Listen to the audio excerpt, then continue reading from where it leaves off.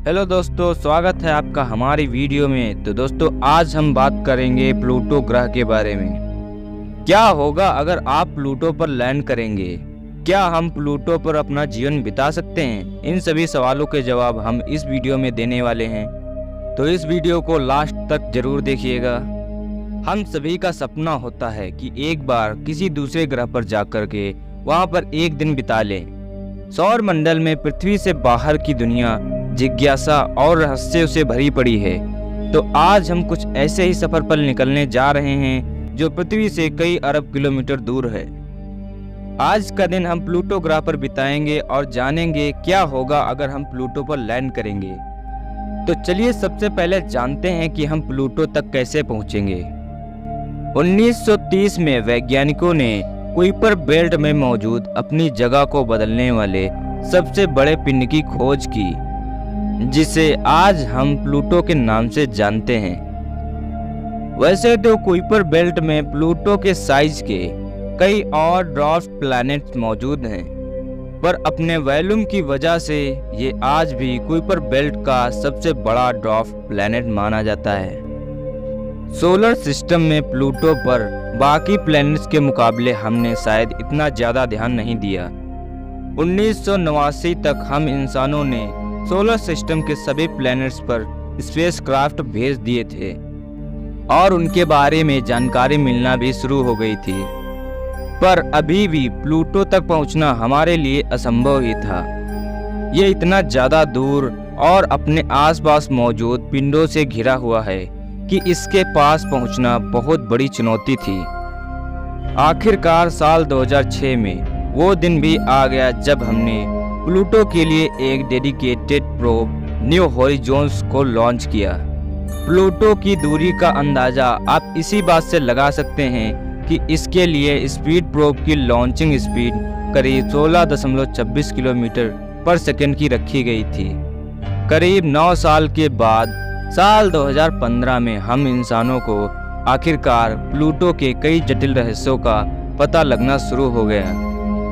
करीब 10,000 किलोमीटर दूर से ही आपको प्लूटो पर दिल के आकार की सबसे अलग और सबसे चमकीली सतह दिखाई देगी। इस पूरे सरफेस रीजन को टोम्बा रीजन से जाना जाता है। इस सरफेस को वेस्टर्न लोब को स्पुतनिक प्लेनेटिया कहते हैं, जो पूरा का पूरा एक बर्फ का मैदान है। इस पूरी सतह पर आपको जमी हुई नाइट्रोजन, कार्बन मोनोऑक्साइड और मीथेन ही मिलेगी। ठीक इसके थोड़ा नीचे ही आपको काफ़ी दूर तक फैली हुई गहरे रंग की सतह दिखाई देगी। जैसे ही आप इसके एटमॉस्फेयर में एंटर करेंगे तो आप खुद को हल्की नीली धुंध या कोहरे से घिरा हुआ पाएंगे। इधर आपको मुख्य तौर पर नाइट्रोजन ही मिलेगी। इसके अलावा कुछ मात्रा में मीथेन, कार्बन मोनोऑक्साइड और कुछ ऑर्गेनिक कंपाउंड्स भी मिलेंगे। 160 किलोमीटर ऊपर तक फैली हुई ये धुंध जो आप लोगों को दिखाई दे रही है, यह प्लूटो की सतह पर मौजूद बर्फ के कारण बनती है। हमारे चंद्रमा से लगभग 0.6 2/3 से छोटे इस ग्रह का पथरीला भीतरी भाग पूरा बर्फ से ढका हुआ है। इसकी डेंसिटी इतनी कम है कि इसका भार हमारे चंद्रमा का करीब 16% ही है। जैसे ही आप इसकी सतह पर कदम रखेंगे तो आप खुद को 2 से 3 किलोमीटर लंबे पहाड़ों, कई बड़े बड़े खुले मैदानों, घाटियों के बीच पाएंगे। इसके साथ ही यहाँ आपको 250 किलोमीटर से भी ज़्यादा लंबे ज्वालामुखी के गड्ढे यानी कि क्रेटर भी दिखेंगे, जहाँ पहाड़ मीथेन जैसी जमी हुई गैसों से ढके हुए होंगे जो किसी बर्फीले पर्वत से कम नहीं लग रहे होंगे। तो वहीं आपको इसकी सतह लगभग 98% तक सॉलिड नाइट्रोजन से ढकी हुई मिलेगी। इसके एटमॉस्फेयर का सरफेस प्रेशर पृथ्वी से 1 लाख गुना कम है, जिसका मतलब ये है कि यहाँ आपको किसी तरह का कोई भी दबाव महसूस नहीं होगा। इसका सरफेस टेम्परेचर -240 डिग्री सेल्सियस से लेकर -226 डिग्री सेल्सियस के बीच ही रहता है। ये बेहद ही आसानी से और पल भर में आपके बॉडी टिश्यूज को जमा करके रख देगा और अत्यधिक ठंड के कारण आप बहुत ही जल्दी अपनी जान भी गंवा सकते हैं। किसी स्पेशल इक्विपमेंट के जरिए आप यहाँ के टेम्परेचर से मान लो बच भी गए, लेकिन इसकी ग्रेविटी आपको ज़्यादा दिनों तक टिकने नहीं देगी। प्लूटो का गुरुत्वाकर्षण बल बेहद ही कमज़ोर है और इसकी सरफेस ग्रेविटी हमारी पृथ्वी के मुकाबले केवल 6% ही है। अगर आपका वजन पृथ्वी पर 70 किलोग्राम है तो आपका प्लूटो पर वजन केवल 4.5 किलो ही रह जाएगा। इस बात का अनुमान आप खुद लगा सकते हैं कि इतनी बेहद कमज़ोर ग्रेविटी में आपके लिए इसकी सतह पर चलना कितना मुश्किल होगा।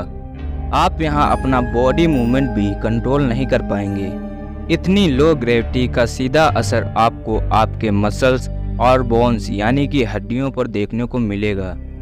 लंबे समय के दौरान इसकी वजह से आपका नर्वस सिस्टम भी बिगड़ सकता है। यदि आप प्लूटो से किसी तरह हमारी पृथ्वी पर कोई सिग्नल या मैसेज सेंड करना चाहेंगे तो उसे पृथ्वी तक पहुंचने में 4.5 घंटे से भी ज़्यादा समय लगेगा। हालांकि ये समय ज़्यादा भी हो सकता है। यहाँ आपको एक दिन गुजारने के लिए पृथ्वी के 153 घंटों तक का इंतज़ार करना पड़ेगा। जी हाँ, जब पृथ्वी के 248 साल समाप्त होते हैं तब जाकर प्लूटो का 1 साल पूरा होता है। इसका मतलब ये है कि आपके दिन और रात यहाँ काफ़ी लंबे होने वाले हैं। इन सभी चीज़ों के अलावा आपको यहाँ कुछ अद्भुत नज़ारे भी देखने को मिल सकते हैं जो आपने पृथ्वी पर पहले कभी नहीं देखे होंगे। सनलाइट को प्लूटो तक पहुँचने में औसतन 5.5 घंटे तक का समय लगता है। ये सूर्य से इतना ज़्यादा दूर है कि आप बिना रुके लगातार हमारे सूर्य को आसानी से देख सकेंगे। इसकी चमक 900 गुना तक कम हो चुकी होगी। ये किसी नॉर्मल स्टार को देखने जैसा होगा।